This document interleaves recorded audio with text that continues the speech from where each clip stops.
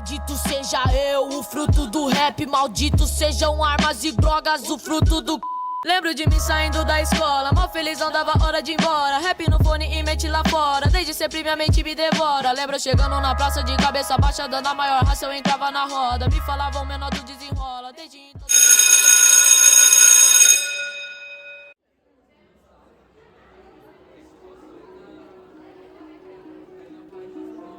A escola, para muitos, um lugar de aprendizado e amizades, para outros, um espaço de desafios e crescimento.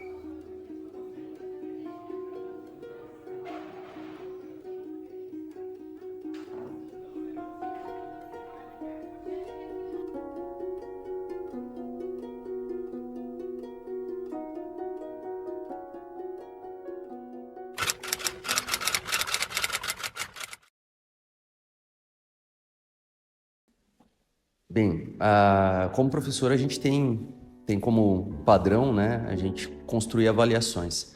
Normalmente a avaliação ela foi entendida durante muito tempo como uma forma, inclusive, de punição dos alunos, né?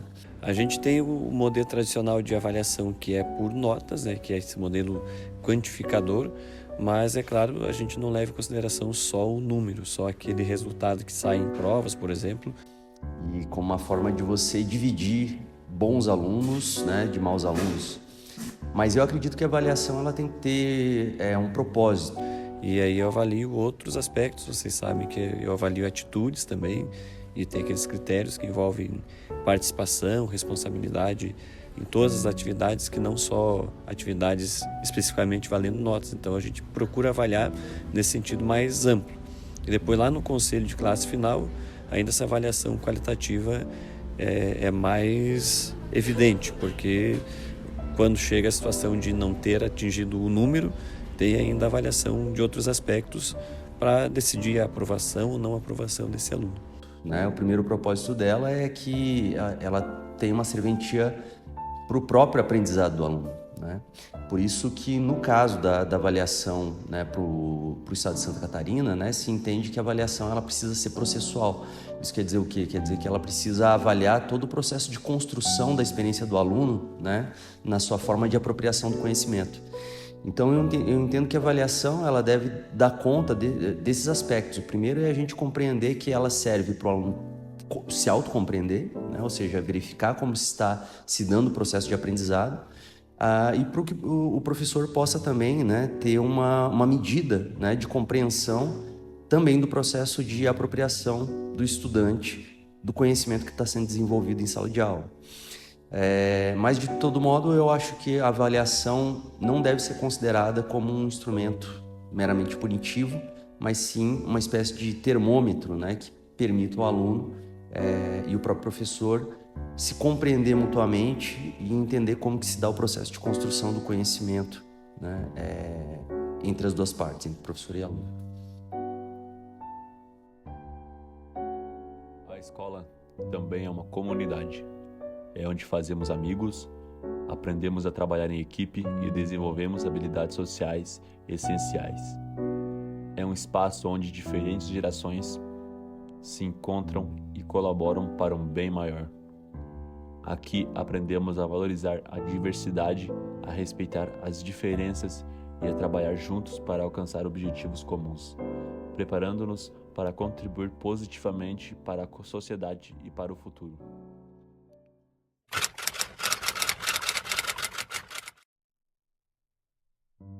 Bom, são várias as características que a gente, né, elenca para caracterizar um aluno. O aluno ele não é visto só como um ser que produz nota, né, ou que produz um trabalho, ou que vai bem numa prova. O que caracteriza um aluno, geralmente, é a postura que ele tem a partir do momento que ele coloca o pé dele dentro do espaço escolar. A partir desse momento, ele é avaliado, ele é visto, né, de todas as formas, né, a ponto da gente poder avaliar ele, né, em um momento bastante específico. O aluno não é e nem deve ser só o resultado de um bom trabalho ou de uma boa prova. Além de ensinar, a escola prepara para o futuro. Aqui, os alunos desenvolvem habilidades que vão além do currículo tradicional. A capacidade de inovar, resolver problemas e adaptar-se a novas situações são cruciais em um mundo em constante mudança.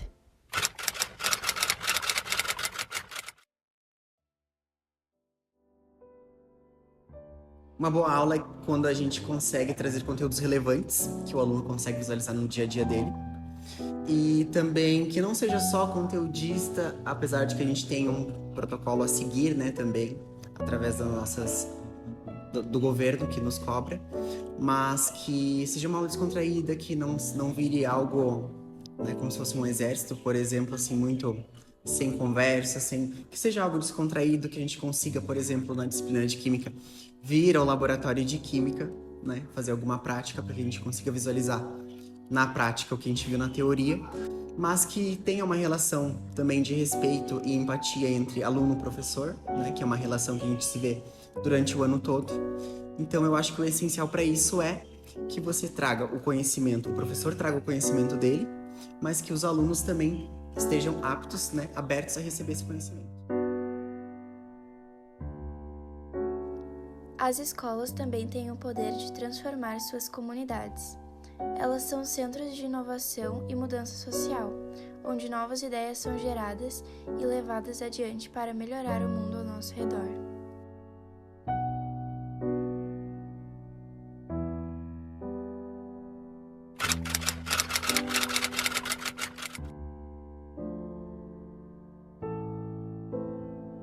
Na verdade é o seguinte, eu vou ser bem franco para vocês, falando mais pela questão humana.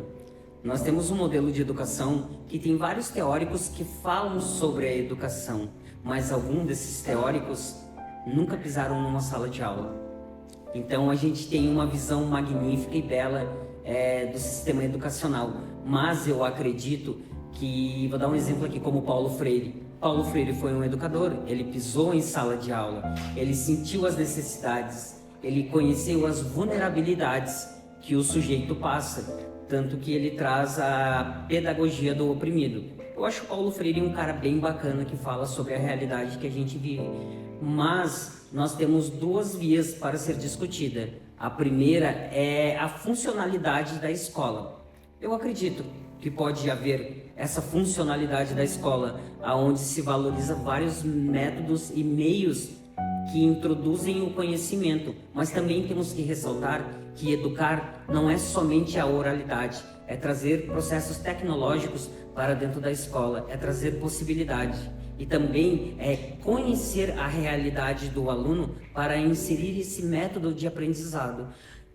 E os pontos negativos dentro dessa fala, eu acredito que seria a falta de recurso que o Estado propõe para as escolas, o sucateamento, ou até deixado a educação um pouco de lado, porque eu acredito que a única forma de mudar o mundo onde nós vivemos está basicamente ligado na educação.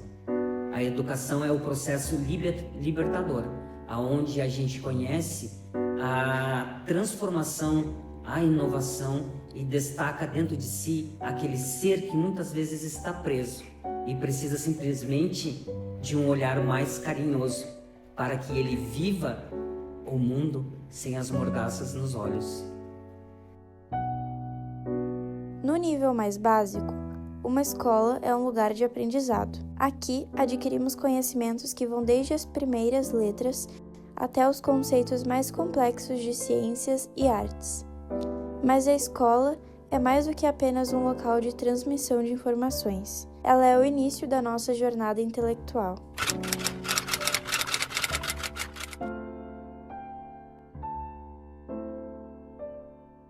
E é muito importante, assim, na minha visão, veio agregar no ensino-aprendizagem dos alunos.